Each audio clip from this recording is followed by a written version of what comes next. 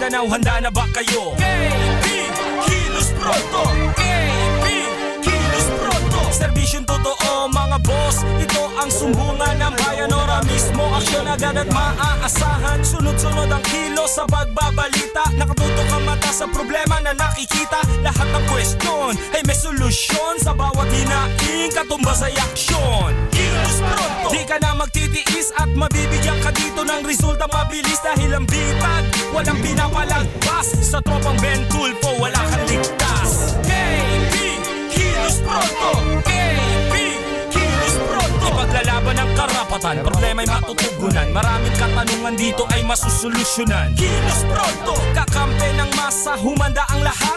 Sa bawat abusado, ito na ang katapat. Napakatibay na programa na inyong hinahangad. Walang patumpik-tumpik at kumikilos agad-agad. Kilos Pronto! Ang ating sumbungan, madali lapitan at agarang kang matutulungan. Na kahit anong krimen, handa naming harapin. Basta hustisya'y makamit, lahat ay aming gagawin.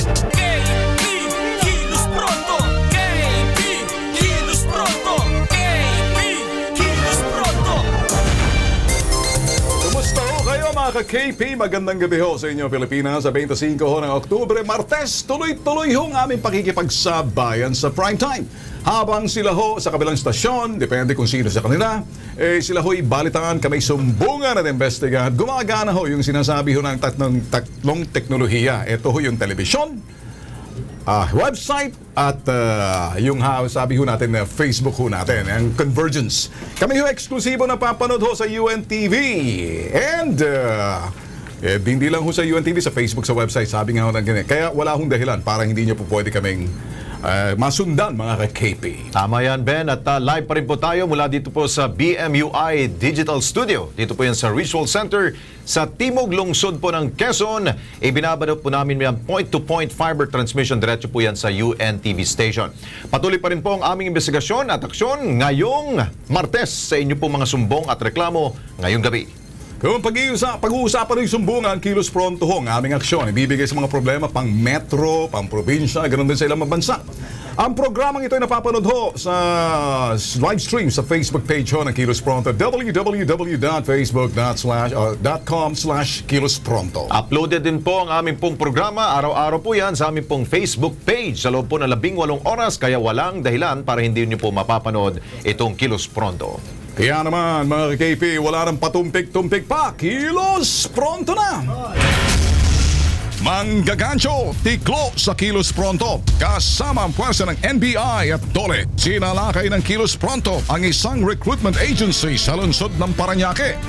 Modus, instant trabaho, kapalit ang halaga mula sa maloloko. Abangan ang eksenang ito.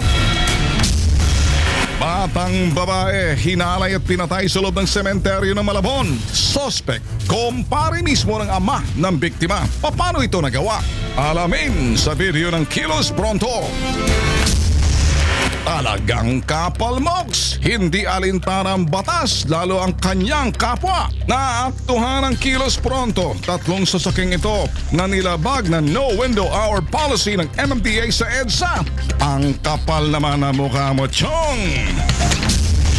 Kapag rush hour, umasak ang matraffic. Nakakangit-ngit ay ang mga pasaway na walang malasakit sa Marcos Highway, Marikina. Ito ang eksena. Silipin sa Kilos Pronto.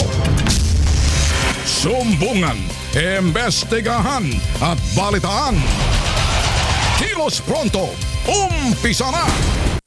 Mga KP, ito ho yung ating unang pambungad ho natin. Aksidente na duguan pero wala hong pumapansin, pinagpasapasahan pa sa ospital, ayaw pang gamutin. Buti na lang sumaklolo na saksihan ho to ng Kilos Pronto team, nabigyan ho ang biktima ng medical attention. Pero ang ospital, umanda kayo ha, ambalusin namin kayo panoorin ho to.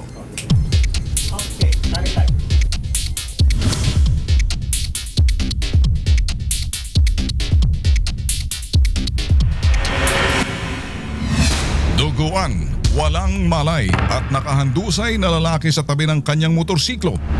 Ang eksklusibong naaktuhan ng Kilos Pronto team habang binabaybay ang Delpan Bridge sa Tondo, Maynila. Walang makapagsabi kung siya ay biktima ng hit and run o isa lamang self-accident. Wala ring ID na pagkakilanlan ng biktima. Tiningnan ng Kilos Pronto team kung may pulso pa ang biktima. Kilos Prontong tumawag kami ng ambulansya. Pero unconscious pa rin yung tao eh. Hindi naman namin magalaw rito. Wala kami equipment. Kung pwede ho, ambulance na lang. Okay. Ayon sa pulis at sa enforcer na dumating sa lugar, hindi raw nila pwedeng pakialaman ang mga ganitong klaseng aksidente. Sir, kasi po sir, baka po may mga may tama po yung ano niya, may fracture po yung katawan o yung balikat. Kaya po hindi po natin pwedeng galawin. Yung nakakaalam po sa medical po para po siya ay malapatan ng maunang lunas. Tanging medical technician lamang ang maaring makialam. Matapos ang ilang minuto, dumating ang rescue team ng Philippine Red Cross. Agad kinabitan ng cervical collar ang biktima. Inilagay sa spine board at nilagyan ng spider strap bago isinakay sa ambulansya. Sa kalapit na Gat Andres Bonifacio General Hospital, unang dinala ang biktima pero tinanggihan ito ng ospital. Wala po kasi kami neurologist na doktor natin. First schedule din po talaga ang doctor. Kahit kritikal ang kondisyon ng pasyente, kinakailangan pang bagtasin na matinding traffic para lamang mailipat sa Philippine General Hospital ang pobreng rider. SCV, Sir, Emergency 1, 1023, PGH. Okay, ito mga ka-KP, nakakabwisit ho ito, no? Kasi una tinanggihan. Sana man lang binigyan ng paunang lunas. Kaya ito, tingnan natin Lex. No? Nasa telepono natin ngayon si Yusek Eric Tayag, spokesperson ho ng Department of Health. Yusek Tayag, magandang gabi ho. Live ho tayo sa UNTV. Kasama ho natin si Alex Santos. Good evening ho. Magandang gabi po. Okay, live po tayo sa UNTV. Ben Tulfo ho to, Kilos Pronto, kasama si Alex Santos. Sir, ano ho ba talagang protocol and standard ho siguro kung pag-uusapan sa mga ospital kapag may emergency ho, agaw buhay o di naman kaya, ito walang malay ho, dinala pero tinanggihan dahil wala raw silang neurologist. Something ho na sana man lang binigyan ng paunang lunas. What can you say about this, sir? Una muna, kung yan po ang naibalita, hindi na bigyan ng pangunahing lunas po. Ang talaga po dapat ginagawa sa mga emergency at serious cases ay binibigyan ng medical attention po yan kaagad at gumagawa na isang assessment at kung may maibibigay ng gamot na makakapagbigay ginhawa kahit pansamantala ay binibigay na po. At kung yan po ay walang kakayahan po yung ospital, kailangan po magkaroon ng procedures po kung saan maililipat po yung pasyente sa ospital.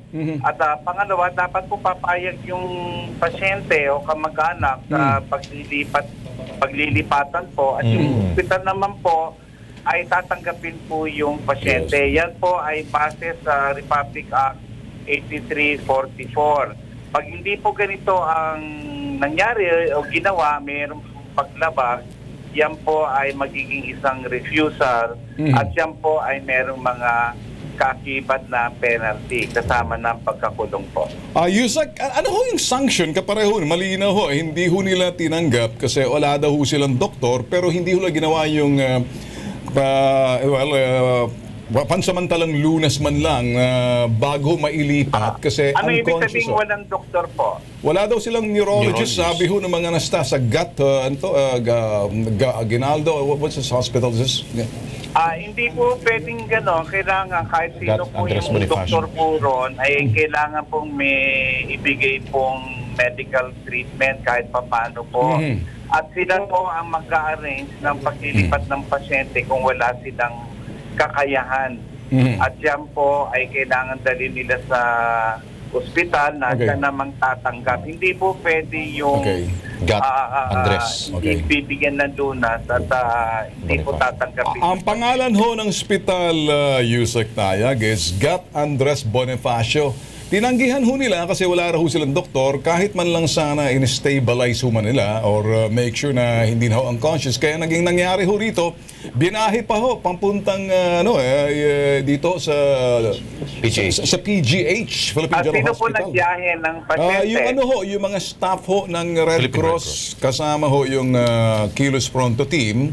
At doon ho nangyari. Ngayon ho ay comatose na ho ang pasyente. It made a difference siguro kung medyo pansamantala man lang ho sana nagawan ho nila ng paraan noong mga panahong yon. Kaya lang ho, ang nangyari, nilipat ho, pinalipat ho agad. Nilipat na lang ho ng Red Cross. Pero yung travel time could have kahit na pa-stabilize man lang sana ang pasyente, Yusek.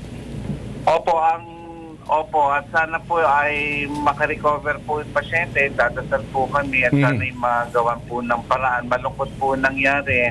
Ang ginagawa po namin ay tumatawag na po kami at nang binigay niyo sa amin yung balita, i-verify po namin ang mga pangyayari. Subalit para doon po sa taga-subaybay niyo po sa mga ospital, baka po maulit po muli yan. Kailangan muna po magbigay po ng medical attention bago ilipat.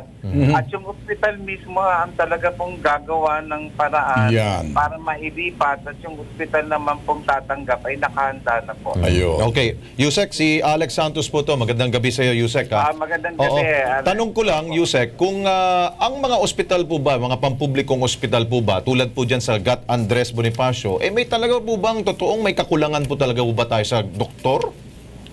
May mga ospital pong walang kakayahan at yan po naman ay nakalagay sa batas natin. Kung wala silang kakayahan, kailangan ilipat nila yung pasyente sa ospital na may kakayahan. Subalit, may mga kondisyon po yon. Una, kailangan magbigay sila ng kahit papanong medical attention. Hindi yung tanggi lang ng tanggi, no? Pangalawa, papayag yung kamag-anak o kung unconscious po yan, sila mismo ang maglilipat at i-arrange sila doon sa paglilipatan at tatanggapin. At wala pong depositong kailangang po o perang kukunin kahit na po yan ay emergency o kaya po ay agaw buhay o kaya baka baldado po yung pasyente. Kailangan po unahin muna yung pasyente. Okay. Yusek, quickly na lang ho. No? So ano ho magagawa ninyo para lang ho doon sa pamilya ho ng pasyente? Anong sanction ho ngayon na pwedeng ihanda ho para sa ospital na karakarakang tinanggihan agad, ipinalipat agad sa ospital dahil walang doktor? Ito ho ba'y talagang may magagawa ho yung DOH natin?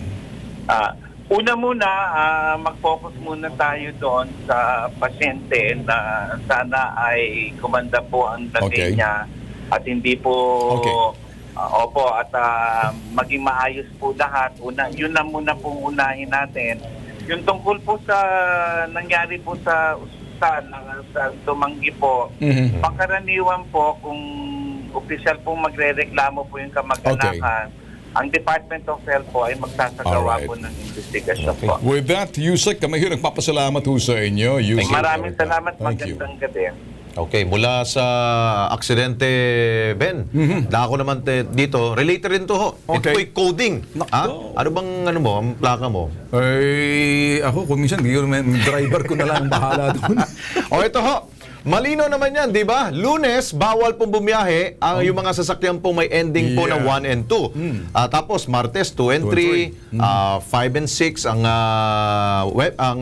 Miyerkules, tapos Huwebes, 7 and 8, tapos 9 and 0 na po ang susunod po dyan. Pero bakit madali nang intindihin po to? Pero may mga motorista rin po talagang Hindi nakakaintindi. ang hina ng... Ayaw umintindi. Ayaw yung intindi o Or talagang sinasadyang mahina lang hindi talaga. intindi. O lalabag talaga sa batas. Ito, panoorin nyo.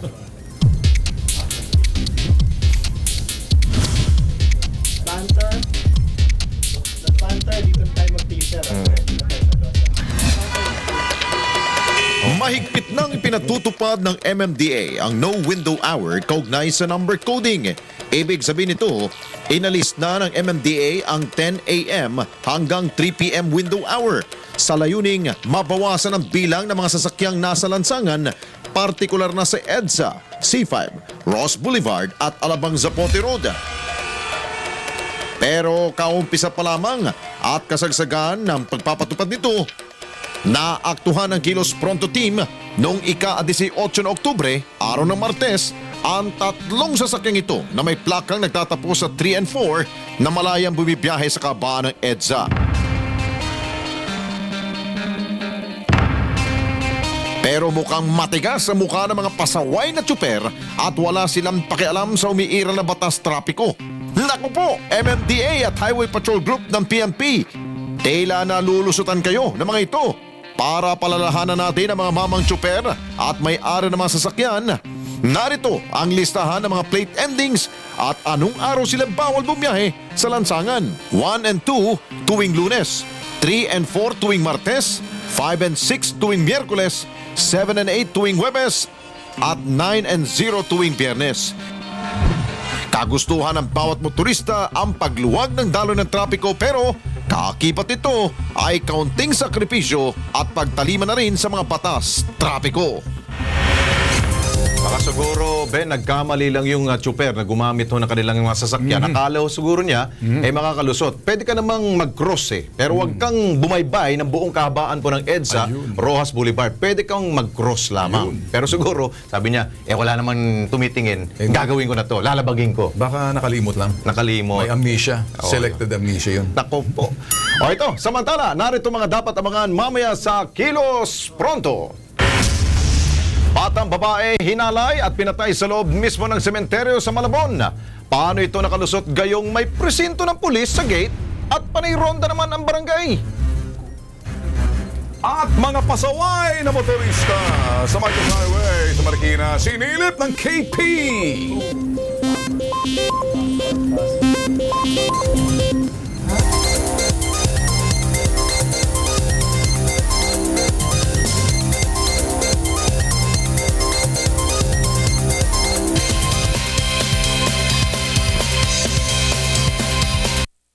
Ito po, nagbabalik po ang Kilos Pronto. Alam mo, Ben, isang drug personality o masabi na rin po natin sigurong addict na sumuko na noon dahil po sa pinaigting pong kampanya ng ating pong Philippine National Police, ito po yung Oplan Tokang, ang pinauwi at hindi pala ho kinasuhan. Ano? Ang krimen ito nangyari po sa isang sementeryo na katabi lamang po ng presinto ng pulis. Panoorin nyo ito.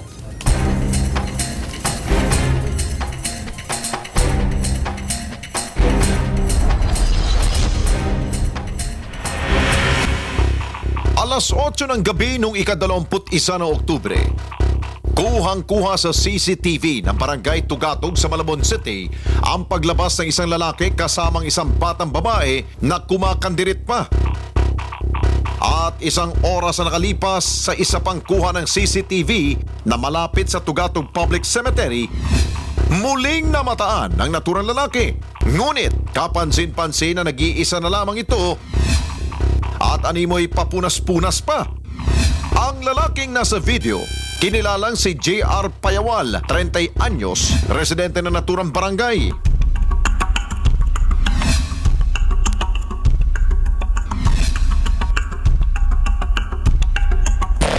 Ang misteryosong pagkawala ng batang babae sa video, sinundan ang pagkakatagpo ng isang bangkay sa loob ng naturang sementeryo. Kwento ni Larry Bailoses, isang mangangalakal na aninag niya umano sa dilim ang isang nakahandusay na tao katabi ng mga nicho. Sigala ko sa labas, may dala akong kalakal. Ihahatid ko muna dyan sa tariba ko. Pagpasok ko dyan, may nakita kong bata. Nakahiga, hindi ko alam kung patay, kung tutulog lang. Natakot ako, lumabas ako ulit. May nakita kong nangalakal dyan, may dalang flashlight. Tinawag ko, sabi ko, kuya, tingnan muna natin yung bata kung natulog, kung patay. Ayun, pinaplaster namin. Nakahiga yung bata. Tumutulog pa nga eh. Tumawag na kami ng pulis. Kaya't agad daw niya itong ipinaalam sa mga naka-duty na barangay tanod. Sa loob ng sementeryo, kalunos-lunos ang sinapit na isang batang babae. At ayon sa ama ng bata na si Roberto Ramos, kinutuban na siyang may masamang nangyari sa kanyang anak. Nakita mo na ba si Ella? Sabi ko, bakit? Kanina pa hinahanap ni Ate Malo tsaka anak niya. Sabi ko, bakit? Kasama daw ni Ai. So kasi na-tiyempo naman ng Oplan Galugad. Ang ginawa ko, first option ko, pumunta ako sa barangay. Tapos may lumapit sa akin polis. Sabi ng polis, tay, ano, babae mo anak niyo? Sabi ko, oh sir, basta wag naman sana. Nung binunot ng polis yung cellphone niya, pinakita sa akin. Bata, nakahando tayo. Sabi ko, anak ko yan, sir. Ayon pa kay Roberto, may hinala na raw sila kung sino ang nasa likod ng pagpaslang kay Ella. Walang kagatul-gatul niyang pinangalanan ng suspect na si JR na sarili pa niyang kumpare. Tinanong niya pa yung asawa ko dito. Sabi, ate, nakita mo na si Ella? Sabi naman ng asawa ko, hindi ba kasama mo? Ba't mo hanapin sa akin? Kayo magkasama. Umalis daw siya ulit. Yun na pala yung pagtanong niyang yun. Doon niya na ginawa yung krimen sa anak ko. Hindi man lang sumagi sa isip ko na gagawin niya yun kasi mula yung pagkabata, sanggol yung mga anak ko na yan. Kilalang kilala siya. Sa investigasyon ng Malabon City Police Community Precinct 4 sa pangunguna ni Police Senior Superintendent Joseph Cordoves, napagalaman kung paano namatay ang biktima. Lumabas din sa autopsy na posibleng hinalay pa ang batang biktima. Kaya record shows, mga between 8 to 9 na kita yung bata eh. Tapos mga 9 p.m. lumabas siya. At the same time, isa pa na sinabi niya rin na bagok yung ulo ng bata na may tama na ikanto ata doon sa nicho. Tapos ayun nga, yung sa maselang bahagi ng katawan ng bata, merong parang punit. Malaki rin daw ang posibilidad na bukod sa lango ang suspect sa alat, nasa impluensya rin siya sa pinagbabawal na droga. Actually, yung result ng droga, ongoing pa. At saka yung substantial evidence, yung blood stain sa shorts niya. Pero inamin niya, may self-confession siya doon sa other witnesses natin. Ngunit paano na sa katuparan ng suspect ang karumal-dumal na krimen ngayong nasa malapit lang ang mga naka-duty na barangay tanod at maging ang mga pulis? Paliwanag ni Barangay Chairwoman Edna Valenzuela ng Tugatog, Malabon City. Lumalabas na marami raw entry points ang naturang sementeryo kaya't hindi agad mapapansin kung sino man ang labas-masok sa naturang lugar. Sa sementeryo dyan, maraming nakatira. Marami talaga. At saka yan parang hindi naman katulad ng iba sementeryo na nakabakod na marami siyang lagusan na kasi nga ng tao. So hindi mo kung sinong pumasok o sinong lumabas. So sa pinaman daw ng seguridad sa sementeryo, lokal na pamahalaan daw ng Malabon ang may sakop nito. Hindi ng barangay yan. Lokal ang dyan. Lokal ang nakakasakop dyan. Noon pa yan plano. Kaya lang hindi nga kasi maraming tao na doon. Parang lagusan yan, papunta na rin ng Caloocan sa Ngandaan. May daan doon. Nadakip agad ang suspect na si JR Payawal. At kahapon, sinailalim na siya sa inquest proceedings, ngunit mariin pa rin niyang itinanggi ang krimen. Hindi po. Lasing na lasing po kasi ako nung araw na yun. Pero hindi ko naman po inano yung bata sa hindi ko po alam sir. Kasi lasing na lasing po ako nung araw na yun. Naging mabilis man ang paghuli sa suspect sa panggagahasa at pagpatay kay Ella. Ayon kay Roberto, hindi pa raw ito sapat para maibsan ang pigating dulot ng pagkawala ng kanilang anak. Hindi sa tao. Ayop siya. Total, nandun naman na sa hawak na siya ng mga kapulisan. Pagdusahan niya na rin. O kaya dapat talaga patayin na yun. Para wala nang pamarisa ng mga tao na ganun. Okay, nasa linya ho si Senior Inspector Joseph Cordoves, siya po yung Station Commander po ng Malabon. Senior Inspector, magandang gabi ho sa inyo. Magandang gabi po, Sir Ben. Sir Ben Tulfo na ako. Si Alex Santos po to, kasama ko po si Ben Tulfo. Live po tayo sa UNTV. Okay. Senior Inspector, batay ho sa kwento, naoplantokhang na pala ninyo itong suspect na si Jay Payawal? Yes, sir. Yes, sir. Oo. Bakit yung pinabayaan? Kita nyo, nawala tuloy. Sa July 22, sir, surrender po natin to, si JR. Opo. Opo, na-signature niya po noong October 12. So, ibig sabihin, hindi ho na ninyo siya minanmanan dahil, di ba, alam mo na ho natin, kapag gumagamit ng droga, talagang wala na ho sa wisyo ho yun. Hello? Yes, go ahead po, Senior Inspector. Opo. Actually, every day, pumipirma ho yung mga ating mga surrendering.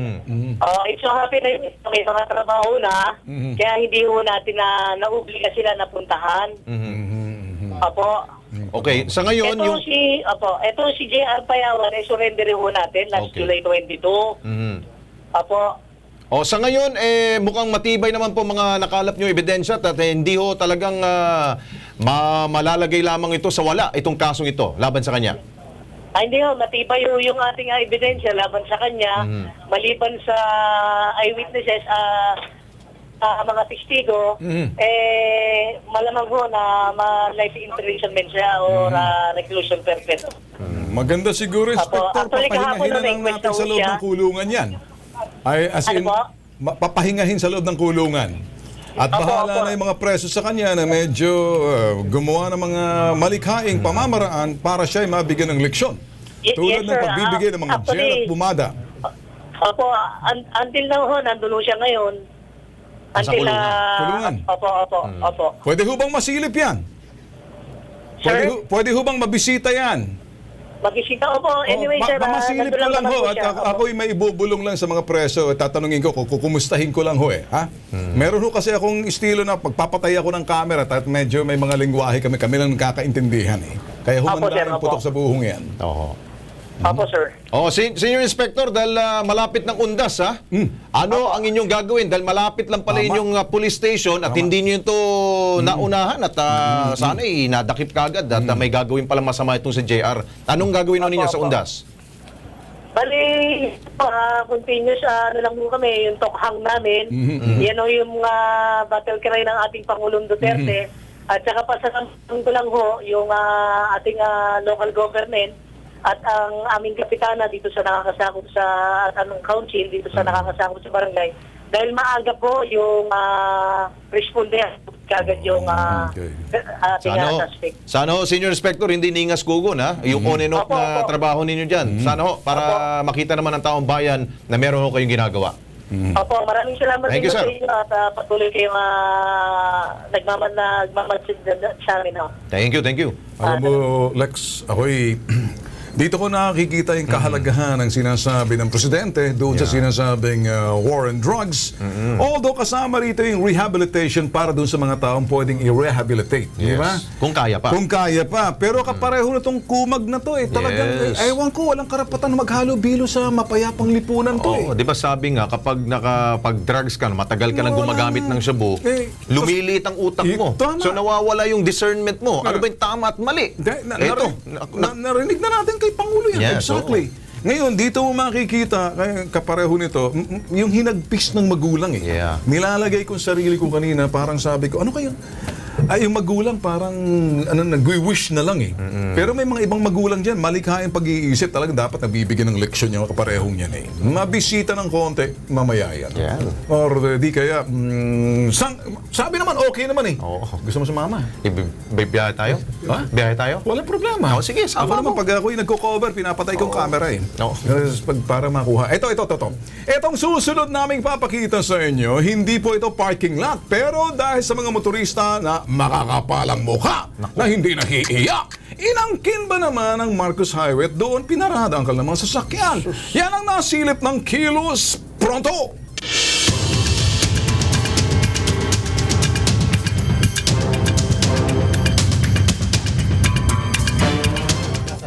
Eto, sinilip yan ang KP ang Santolan Station sa LRT2 Marcos Highway na sakop ng Pasig. Tingnan mo nga naman, Lex. Walang habas kung pumarada sa gilid ng highway mga may-ari ng pribado at pampublikong sasakyan. Ayan, makikita. Sige lang, karatula, no parking, pero sige pa rin sa kanilang pagpaparada yung tollway zone sign. Walang selfie. Nasa pool din ang Kilos Pronto itong mobile man ng MMDA, todo blinker pa. Pero ni isang tauhan naman nila hindi sinitang illegal na pumaparada. May pulis din sa lugar pero dead ma lang at walang nakikita. Ang resulta, mabigat na daloy ng trapiko umabot hanggang Katipunan sa Quezon City. Sus, Ginoo. Ito maging problema. Sa bagay, kung nakita ng KP team natin dyan sa mga lugar na yan, marami pa. In fact, may mga lugar sa Metro Manila paggabi. Ako, may alam pa ako, papatrabaho ko sa Kilos Pronto team natin. Importante rito yung MMDA, makikipagtulungan pati yung traffic ng pulis. Mahalaga rito.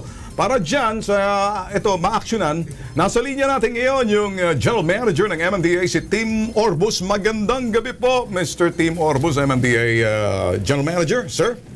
Ay sir, magandang gabi po. Nagpapasalamat ako sa inyo you called me attention on this one kasi hindi ko alam na ganyan talaga yung nangyayari dyan. Nagpapasalamat ako sa inyo. Sir, sa bagay, hindi ho natin talagang mapabantayan malaking Metro Manila. Pero ako sir, kasama ho natin si Alex Santos, si Ben Tulfo. Live ho tayo sa UNTV.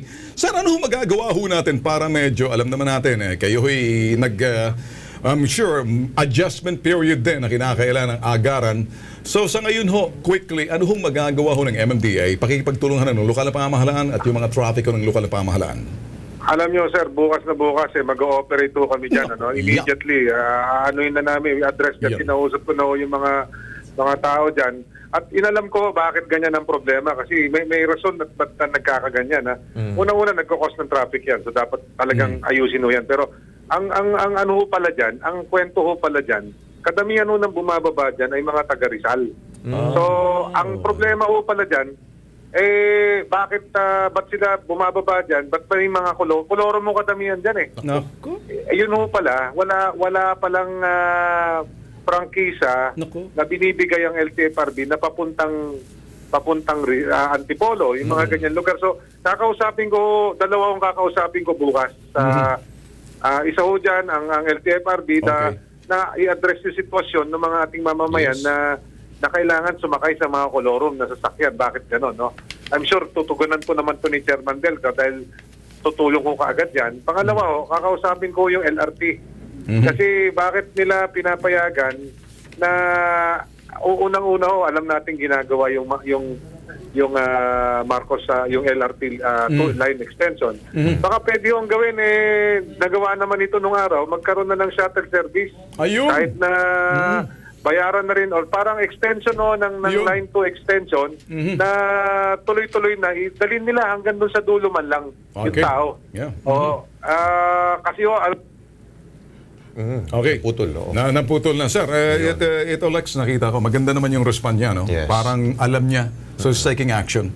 Titingnan na lang ho natin. Pero mas maganda, parang siya ay conciliatory.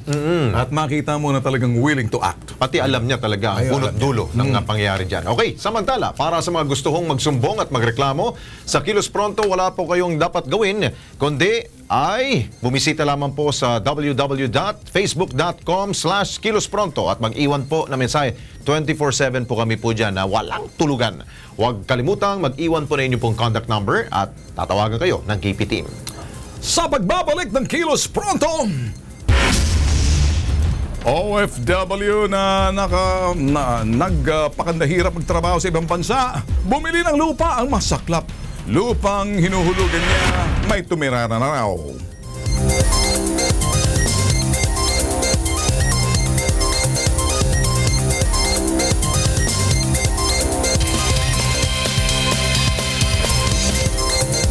KP, ano kayang pakiramdam? Wala ka na ang trabaho, lolokohin ka pa at nanakawan ka ng pera. Ganyan ho ang diskarte ng isang lehitimong employment agency. No pay, no work daw. Meaning, magbigay ka ng recruitment fee para bigyan ka nila ng trabaho. Pero ang job offer, bogus lang pala.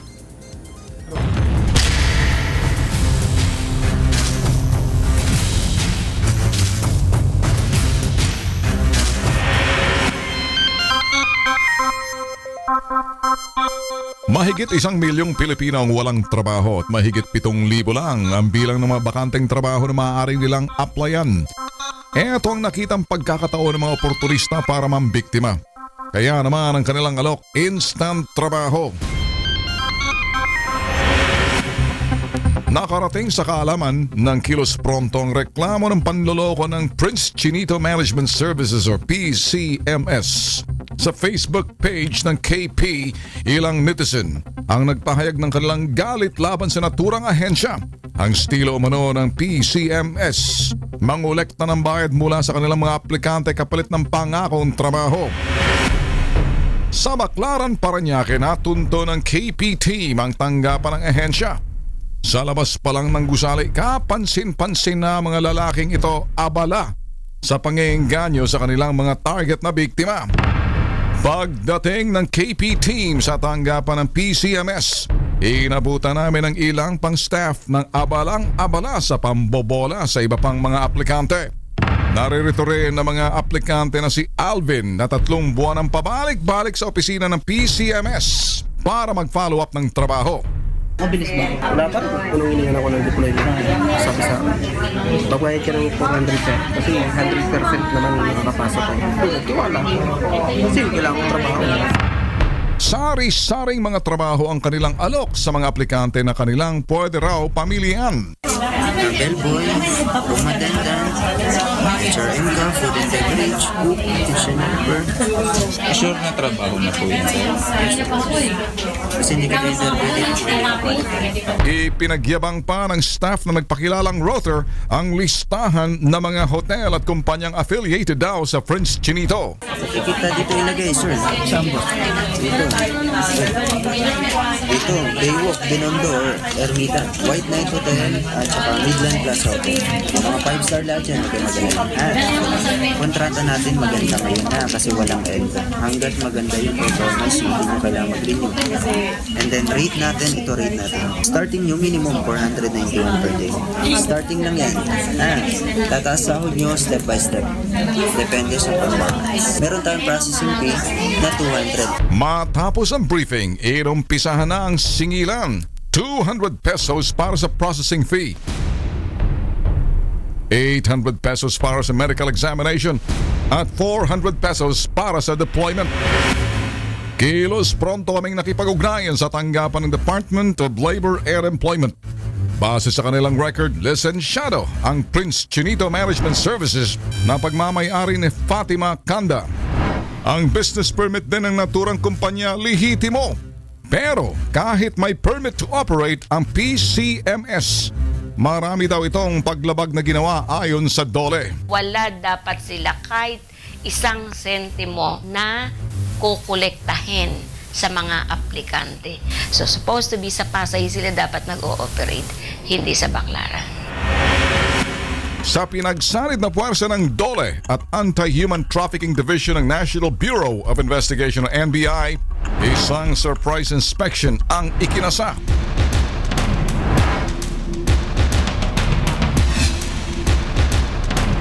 Pagdating sa opisina ng Prince Chinito Management Services, hinarap kami ng isang nagpakilalang Ringo Kanda, asawa ng may-ari ng PCMS na si Fatima.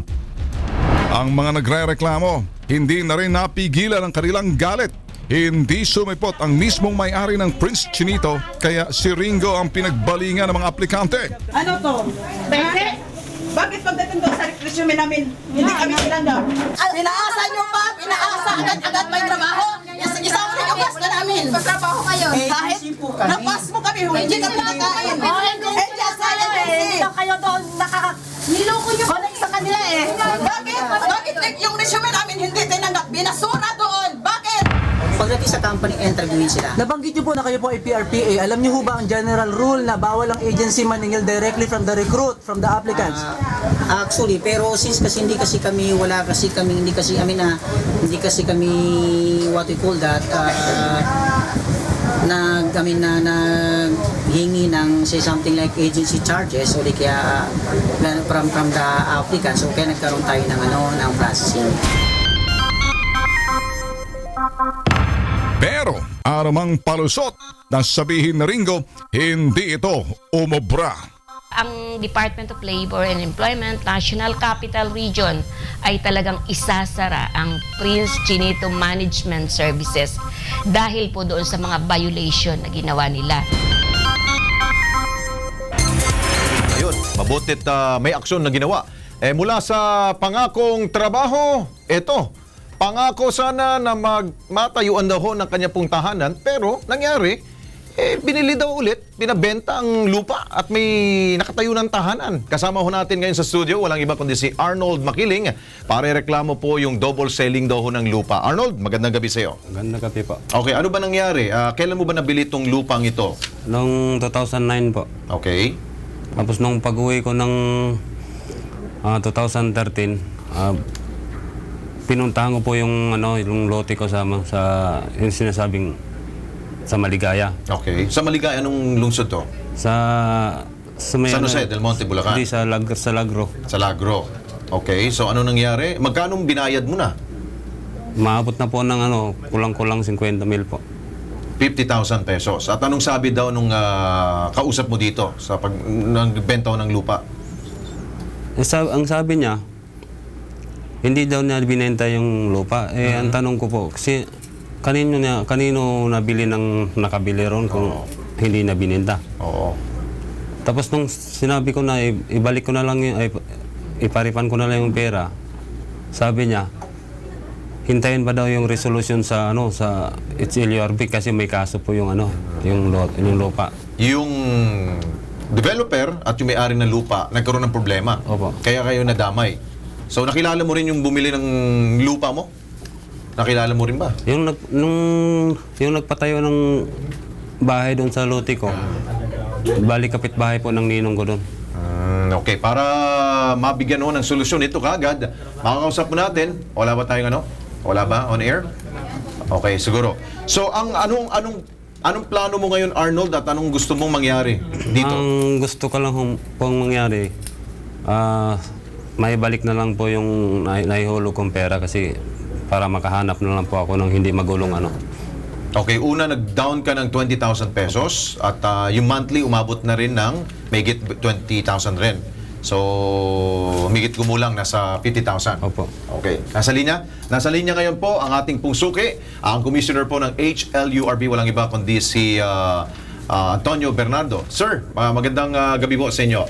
Magandang gabi po sa inyo. Apo, si Alex Santos po to sa Kilos Pronto, live po tayo sa UNTV. Narito po si Arnold Makiling at mukhang may problema ho tayo dito, Sir Tony, dahil nga ho, mukhang ibinenta ulit po yung kanya pong nabili hong lupa.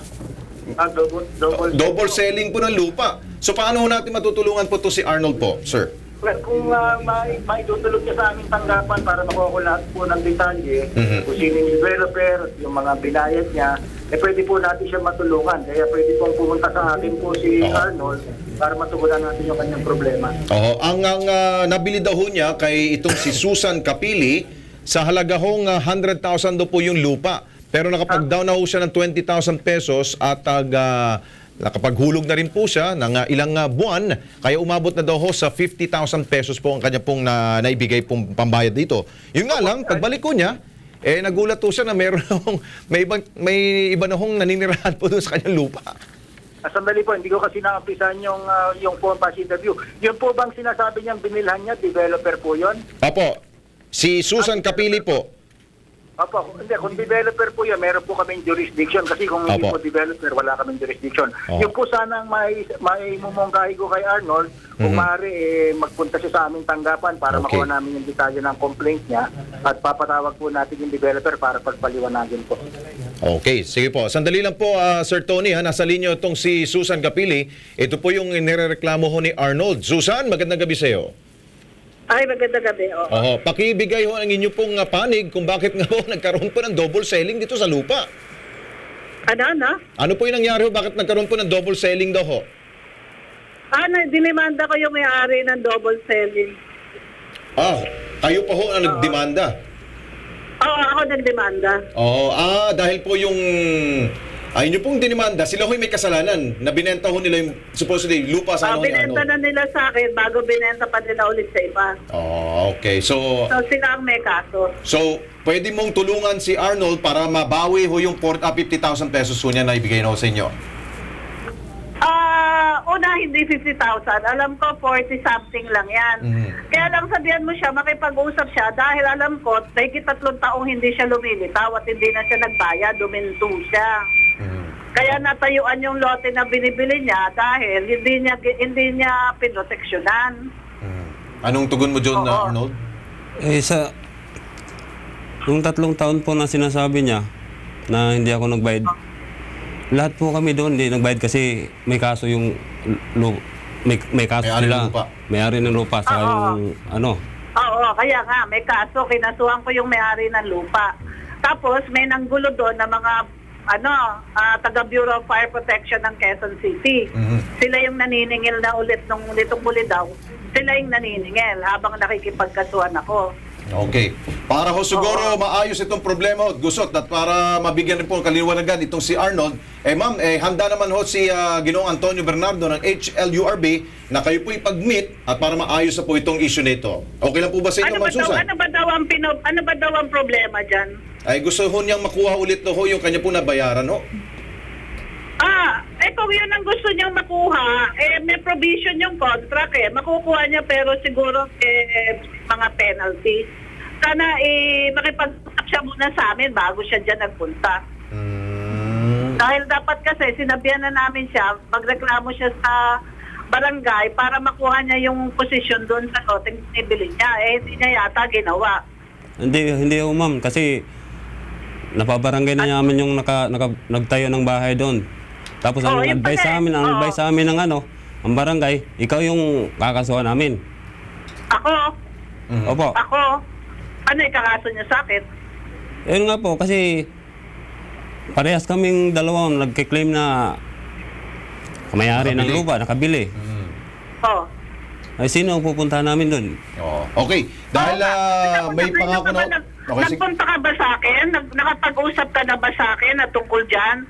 Dati gusto mo kuhanin, di ba? Tapos sabi namin sa'yo, dalhin mo yung mga resibo mo, sabihin mo sa barangay na ikaw ang may right doon.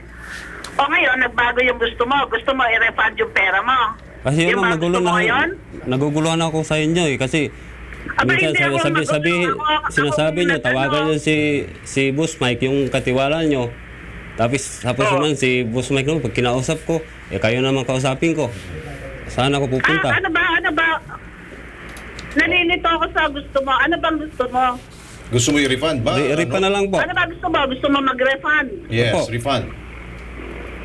Kasi ako sa ngayon po, nangungupahan ako ng bahay. Hindi, ano nga gusto mo? Gusto mo mag-refund o gusto mo ituloy? Refund na lang po, refund. Sige, gumawa ka ng sulat na nagre-refund ka. Isama mo yung mga dokumento mo. Okay. Ibigay mo kay Mike kasi si Mike ang nandun. Okay, Arnold. Okay, Ginoong Sir Antonio, nasa linya po kayo. Pwede ho kayo mamagitan sa kanila ho? Okay lang ba ho yun? Opo, pero mas maganda kung nag-uusap na sila ng ganyan. Sila muna dahil ganun din ang gagawin namin pag-uusapin namin sila. Oo nga, ganun din. Kasi sige. ano yan na sale Okay, sige. At least payag naman tong si Susan na i-refund itong nabayaran mo, Arnold. So puntahan mo na lang siguro. Pero kung ano lang ang legal, sige wala po. naman kaming ano dyan dahil legal naman lahat yan Okay, sige. Maraming salamat, Susan, at maraming salamat rin po kay Ginoong Antonio Bernardo ng HLURB. Salamat po. Okay, thank you so much. Magbabalik pa rin po ang Kilos Pronto.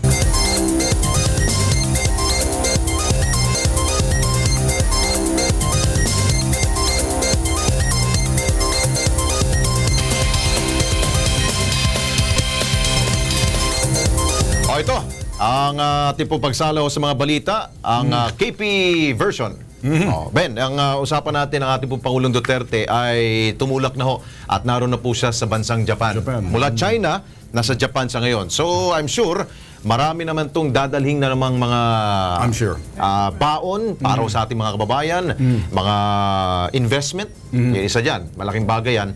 Pero mas maigi siguro ay yung magandang relasyon pa rin ng Japan. I'm sure na gustong marinig ng Japan yung clarity, klaro doon sa statement kasi. Di ba? Kung titingnan mo, parang kumaambyo lang yung si Digong ngayon, pupunta ng Japan, pero ang gustong marinig ng Japanese, ano nga ba talaga? Oo, dahil alam mo, Ben, ang Japan at ang China, may issue rin sila. Yes. Oo, di ba? So dapat, kung pumanig si Pangulong Duterte sa China, abay, ano ang stand niya sa Japan? Sino ba nag-imbita kay Duterte sa Japan? Yun mismong yung Prime Minister. Si Shinzo Abe. Yun. Okay. Good luck, Mr. President. Yan. Sayonara. Naku. Yan ang isang oras ng mabilisang pag-aksyon sa inyong mga reklamo. Ako si Ben Tulfo. Ako naman po si Alex Santos. Hanggang bukas, mga ka-KP, sama-sama po nating tiktikan at subaybayan ang bawat isyong kailangan pong imbestigahan. Dahil higit sa sumbungan, investigahan at balitaan, dapat kilos! Pronto!